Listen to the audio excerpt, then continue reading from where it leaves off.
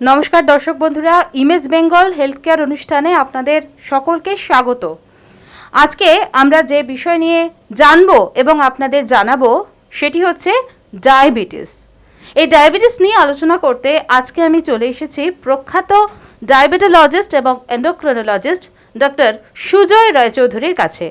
ডাক্তারবাবু আপনাকে আমাদের ইমেজ বেঙ্গল হেলথ কেয়ারে স্বাগত। হ্যাঁ নমস্কার। ডাক্তারবাবু যেটা প্রধান বিষয় যেটা আপনাকে আমাদের মানে সবার আগে যেটা জানবো আপনার কাছে যে এই যে ডায়াবেটিস তো প্রতিনিয়ত বেড়ে চলেছে, ডায়াবেটিস রোগীর সংখ্যাও বেড়ে চলেছে। তো একজন মানুষ তিনি যে ডায়াবেটিসে আক্রান্ত হচ্ছেন বা হয়েছেন কোন কোন লক্ষণগুলো দেখে তিনি বুঝবেন?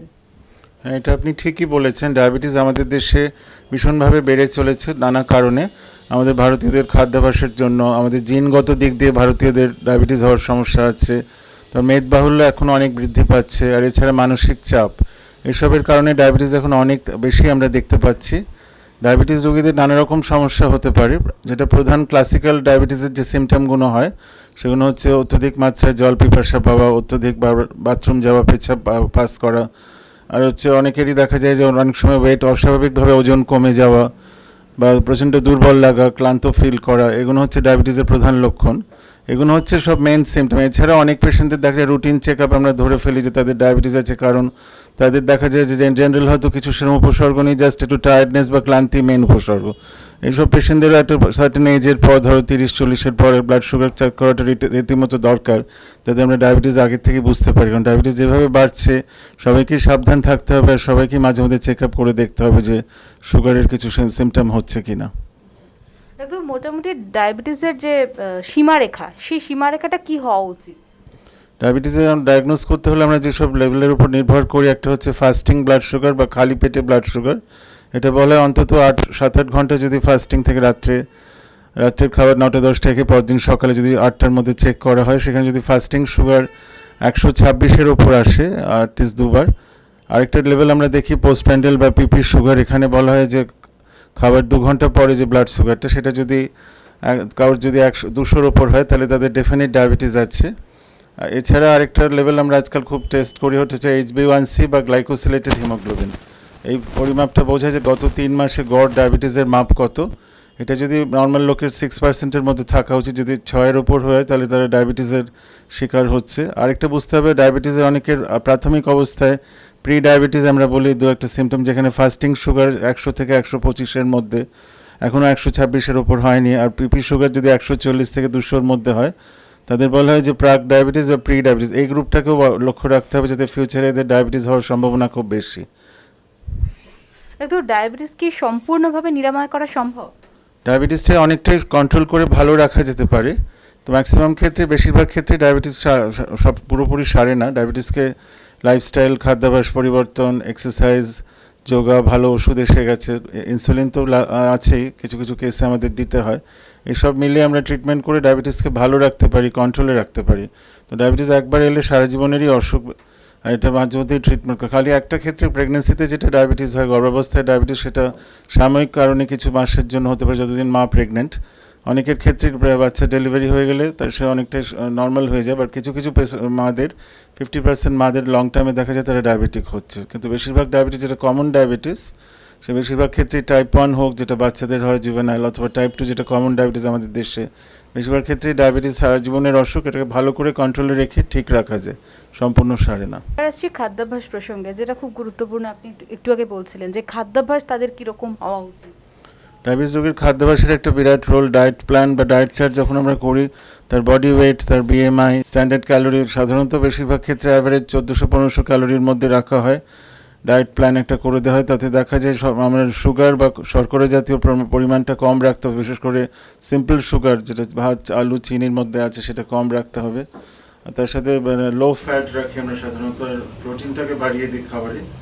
তাই বুঝে একটা তার ক্যালোরি ওয়াইজ রিকমেন্ড বুঝে নিয়ে একটা প্ল্যানিং করে তার একটা ডায়েট সেট করে দেওয়া হয়। তার সাথে আমরা যেটা জোর দিই, শুধু ডায়েট কন্ট্রোলই না, তার সাথে এক্সারসাইজের একটা বিরাট রোল আছে। সে অ্যাটলিস্ট 8 ঘন্টা করে যদি মাঝবয়সী লোকরা হাঁটে সপ্তাহে 5 দিন। আরেকটা জিনিস আমরা বলি যে তার সাথে যদি মানসিক চাপ কমানোর জন্য যোগা বা মানসিক কিছু রিল্যাক্সেশন এক্সারসাইজ করে, বা তাহলে সেসব ক্ষেত্রে সব মিলিয়ে ডায়াবেটিসকে কন্ট্রোল রাখা যায়। খাবার যে গ্যাপ, সেটা কতটা গুরুত্বপূর্ণ?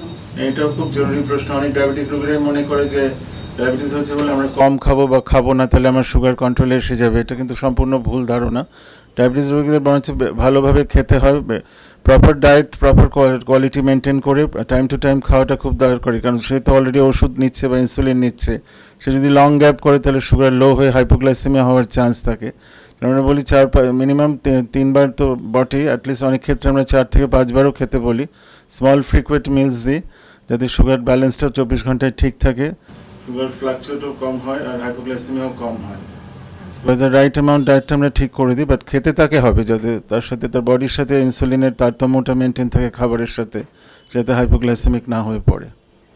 তো একটু ইনসুলিনের প্রসঙ্গে আসি, যে অনেকেই তো ভয় পান যে ইনসুলিন নেওয়ার ক্ষেত্রে অনেকে ভয় পেয়ে থাকেন, তো এই বিষয়টা নিয়ে আপনি কি বলবেন, যে ইনসুলিন কি সত্যি কোনো আতঙ্কের, না এটা মানে নেওয়ার ব্যাপারে একটা নির্দিষ্ট সময় পর্যন্তই নিতে হয়? ইনসুলিন সত্যি অনেক কেসে জীবনদায়ী ওষুধ। সব ডায়াবেটিক রোগীকে ইনসুলিন নিতে হয় না, বাট ইনসুলিন যখন প্রয়োজন হয় তখন তো নিতে হবে প্রত্যেক ডায়াবেটিস রোগীকে। ইনসুলিন নিয়ে ভয়ের অত কিছু নেই, এখন মডার্ন ইনসুলিন, ভালো ইনসুলিন বেরিয়ে গেছে, পেন ফর্মে ইনসুলিন এসে গেছে, ইনসুলিন ডেলিভারিটাও খুব সহজলভ্য হয়ে গেছে, বাচ্চা বুড়ো থেকে সবাই দিতে পারে। আর ইনসুলিনের এখন নানা রকম টাইপ আর ইজিলি এসে গেছে মার্কেটে। তবে ইনসুলিনটা নিলে তবে বুঝতে হবে যে তার সাথে সাথে অন্য ব্যাপারগুলো নজর রাখতে হবে, যে সে যেন খাওয়াটা যেরকম বললাম মেনটেন করে, আর টাইম টু টাইম যেন সে এক্সারসাইজ করে, সব বুঝে নিলে ইনসুলিনটা ভয়ের কিছু নেই। ইনফ্যাক্ট ইনসুলিন অনেক কেসে ডায়াবেটিক রোগীকে বাঁচিয়ে দেয়, যেরকম কিছু কিছু কেসে ইনসুলিন অবশ্যই দরকার, যেরকম টাইপ 1 বা জুভেনাইল ডায়াবেটিস, বাচ্চাদের ডায়াবেটিস একটা টাইপ 1-এ ইনসুলিন ছাড়া ট্রিটমেন্ট হয় না, ওখানে ওদের যেহেতু শরীরে একদমই ইনসুলিন নেই, সেখানে ইনসুলিন সবসময়ই লাগবে। বড়দের ক্ষেত্রে যেটা অ্যাডাল্ট বা টাইপ 2 ডায়াবেটিস, সেখানে ম্যাক্সিমাম কেসে ডায়েট, লাইফস্টাইল বা ওষুধ দিয়ে মেনটেন করা যেতে পারে। কিছু ক্ষেত্রে যখন অনেক সময় ইনসুলিন রিজার্ভটা কমে যায়, সেখানে ইনসুলিন লাগে, আর অথবা কিছু এমার্জেন্সির সময় যখন তার অপারেশনের সময় বা হসপিটালে ভর্তি হচ্ছে কোনো নিউমোনিয়া বা অন্য কোনো অসুখ নিয়ে, বা প্রেগনেন্সির সময়, এসব কেসে তখন ইনসুলিন দিতে হবে। বাট ইনসুলিন দরকার হলে তো নিতে হবেই, আর যে সময় যা প্রয়োজন সেভাবে সেটাকে ম্যানেজ করতে হবে। ইনসুলিন নিয়ে ভয়ের কিছু নেই, ইনসুলিন এখন খুব সহজ হয়ে গেছে, আর দেওয়াও খুব ইজি, আর ভালোভাবে জানলে এটা নিয়ে কাউরি কোনো ভয় পাওয়ার কথা না। ডায়াবেটিস কি বংশগত? ডায়াবেটিস সব ক্ষেত্রে বংশগত না, যেটা বলছিলাম জুভেনাইল বা টাইপ 1 বাচ্চাদের যে ডায়াবেটিস, সেটা একেবারেই বংশগত না। সেটা অনেক সময় একটা কোনো ভাইরাল ইনফেকশন, বাচ্চার ছোটোবেলায় হলো সর্দি কাশি, জ্বর, লুজ মোশন, ডায়রিয়া, তারপরে হঠাৎ শরীরে অ্যান্টিবডি তৈরি হয়, সেই অ্যান্টিবডিটা গিয়ে প্যানক্রিয়াসে কোষে গিয়ে বিটা সেলকে ড্যামেজ করে ডায়াবেটিস করে। এই টাইপ অফ ডায়াবেটিস বাচ্চাদের যেটা হয় টাইপ 1, সেটা একদমই বংশগত না। আর যেটা বড়দের যেটা হয় অ্যাডাল্ট টাইপ 2 ডায়াবেটিস, সেটাও মিক্সড কারণে হয়। অনেকের ক্ষেত্রে ফ্যামিলি হিস্ট্রি থাকতেও পারে, নাও থাকতে পারে। ফ্যামিলি হিস্ট্রি থাকলে হওয়ার সম্ভাবনা বাবা মায়ের মধ্যে অলমোস্ট 50% বেশি বাচ্চার হওয়ার। বাট যদি নাও থাকে, অনেক সময় আজকাল ডায়াবেটিস খুব বাড়ছে, কারণ অন্য কারণগুলো যেটা আমি প্রথমে বললাম, মেদবাহুল্য বাড়ছে, লোকেদের এক্সারসাইজ করার প্রবণতা কমে যাচ্ছে, লোকেরা আরও আরামপ্রিয় হয়ে যাচ্ছে, গাড়িতে যাচ্ছে, বসে বসে কম্পিউটার বা ডেস্কটপে কাজ করছে, এক্সারসাইজ লেভেলটা কমে যাচ্ছে, মানসিক চাপ বাড়ছে। আর আমি বলেছি জেনেটিক্যালি ইন্ডিয়ানসদের মধ্যে ডায়াবেটিস হওয়ার পরিসংখ্যানটা বেশি। এইসব কারণের জন্য বাইরের এনভায়রনমেন্টাল ফ্যাক্টরের জন্য ডায়াবেটিস অনেক বেশি তাড়াতাড়ি প্রকাশ পাচ্ছে। আগে যেটা ডায়াবেটিস 40-50-এর আগে বলতে হতো না, এখন আমরা বাচ্চাদের মধ্যে, ছোটদের মধ্যেও ডায়াবেটিস দেখছি এইসব কারণেই। তো একটা খুব ভয় থাকে ডায়াবেটিস রোগীদের, যে সুগার ফল, এই সুগার ফলটা কি কোনোদিন প্রাণঘাতী হয়ে যেতে পারে তাদের ক্ষেত্রে? হ্যাঁ, এটাও খুব জরুরি জানা দরকার, যে হাইপোগ্লাইসেমিয়া বা ব্লাড সুগার যখন আমরা বলি 70 বা 60-এর নিচে নেমে আসে, তো সেই হাইপোগ্লাইসেমিয়াতে অনেকগুলো প্রবলেমস হতে পারে। ইনিশিয়ালি যখন সুগার লো হচ্ছে, তখন রোগীরা বুঝতে পারেন হাত পা কাঁপতে থাকে, ঘাম হচ্ছে, বুক ধড়ফড় করছে, শরীরটা অস্বস্তি লাগছে, অসম্ভব খিদে পাচ্ছে, তখন বুঝতে হবে যে আমার সুগার ড্রপ করছে। সেসব কেসে তখনই চিনি বা গ্লুকোজ বা শরবত করে মিষ্টি খেয়ে নেওয়া উচিত, কারণ গ্লুকোজটাকে তাড়াতাড়ি তখন ওঠাতে হবে। কারণ বেশি হাইপোগ্লাইসেমিয়া যদি আরও ড্রপ করতে থাকে, যদি 40-30-20-এর কাছে হয়, আর লো সুগার থেকে অনেক সময় হঠাৎ করে একটা সেরিব্রাল স্ট্রোক অবধি হতে পারে, ব্রেন ড্যামেজ হতে পারে, এমনকি হার্ট অ্যাটাকও হয়ে যেতে পারে। সেজন্য সবসময় ডায়াবেটিক রোগীকে সজাগ থাকতে হবে যে সুগার, হাইপোগ্লাইসেমিয়া কি। বাড়িতে যদি গ্লুকোমিটার থাকে, ওটা দিয়ে মনিটর করে দেখতে পারে যদি শরীর খারাপ হয়। আর আমি যেসব সিমটমগুলো বললাম, সে উপসর্গগুলো থাকলে হাইপোগ্লাইসেমিয়ার সম্ভাবনা বেশি। আর অনেকের ক্ষেত্রে সবসময় সিমটম বয়স্কদের ক্ষেত্রে বোঝা যায় না, সেখানে টাইম টু টাইম তারা যদি বাড়ির লোকরা দেখে যে সে হঠাৎ অন্যরকম হয়ে গেছে, ঝিমিয়ে পড়েছে বা খাচ্ছে না বা ভীষণভাবে ডাউন হয়ে গেছে, তখন তাকে তখনই হাইপোগ্লাইসেমিয়ার চিন্তা করে তাকে তখন হাইপোগ্লাইসেমিয়ার ম্যানেজমেন্টটা দিতে হবে, যাতে ব্রেন সুগারটা কমে না আসে আর স্ট্রোক বা হার্ট অ্যাটাক না হয়। ডায়াবেটিস মাপার কোনো নির্দিষ্ট সময় আছে? ডায়াবেটিস মাপার আমার বিভিন্ন সময় করে দেখে, আজকাল আমাদের গ্লুকোমিটারের জন্য অনেক সুবিধা হয়ে গেছে, বাড়িতে যারা গ্লুকোজ মনিটরিং করে। সাধারণত আমরা ফাস্টিং সুগার একটা লেভেল চেক করি, যেটা সকালে খালি পেটে বিফোর ব্রেকফাস্ট ওটা দেখি, অ্যাটলিস্ট 8-9 ঘন্টা রাত্রে খাওয়ার পর। আরেকটা যেটা লেভেল আমরা দেখি পিপি সুগার, লাঞ্চের ভাত খাওয়ার থেকে শুরু করে 2 ঘন্টা পরে যেটা পিপি সুগার, সেটাও একটা পরিমাপের মধ্যে আছে কিনা দেখা হয়। এছাড়া আমাদের সুগার ডোজ বা ওরাল ট্যাবলেটের ডোজ বা ইনসুলিনের ডোজ অ্যাডজাস্ট করার জন্য প্রি ব্রেকফাস্ট, প্রি লাঞ্চ বা প্রি ডিনার, মানে খাবার ব্রেকফাস্ট লাঞ্চ ডিনারের আগে একবার চেক করে সেই বুঝে ডোজ সুগার বা ইনসুলিনের ঠিক করার জন্য আমরা চেক করি। সো এই সব ক্ষেত্রে এইগুলোতে আমরা ইউজুয়ালি এই টাইমগুলোতেই করি। আর যদি কারোর কোনো হঠাৎ শরীর খারাপ হয় তখন তো সেখানে টাইম দেখলে হবে না, তখন তখনই তাকে সুগার চেক করে দেখতে হবে হাইপোগ্লাইসেমিয়া হচ্ছে কিনা, আর তখনই অ্যাকশন নিতে হবে। যেন আমি বললাম গ্লুকোজ কোনো ড্রিঙ্ক নিতে হবে তাড়াতাড়ি, যাতে সুগারটা সে বাড়াতে পারে। বাট সাধারণত ওই 3টে লেভেল, ফাস্টিং, পোস্টপ্রান্ডিয়াল বা প্রি মিল লেভেল আমরা চেক করি, adjust the dose of drug and medicine.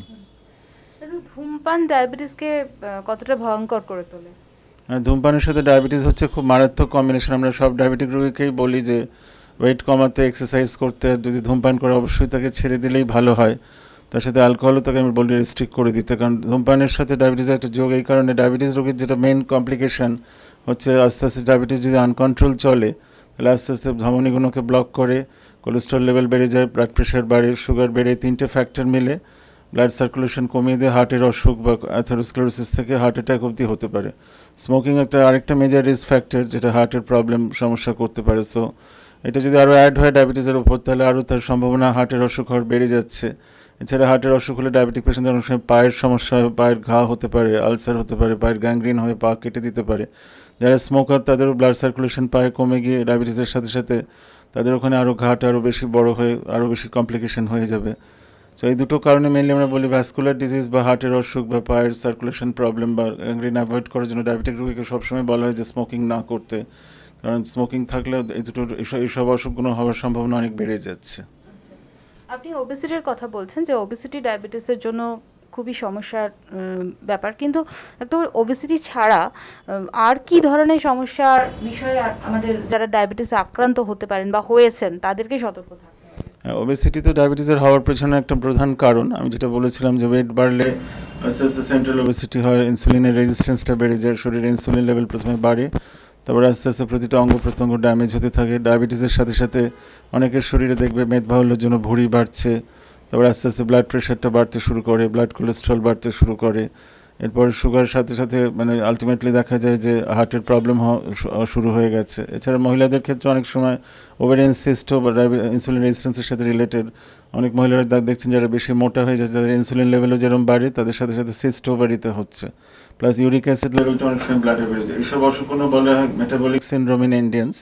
এখানে ডায়াবেটিসের সাথে সাথে অন্য কয়েকটা অসুখও শরীরে ঢুকে পড়ে, তো এইগুলোকে মাথায় রাখতে হবে তাদের। এছাড়া আমি বললাম ওয়েট ওবেসিটি যেসব কারণে তুমি বললে এগুলোই প্রেন কারণ, বা ডায়াবেটিস লং টার্ম যদি অনেক দিন থেকে যায় এরপর তাদের অনেকগুলো ক্রনিক কমপ্লিকেশন হয়।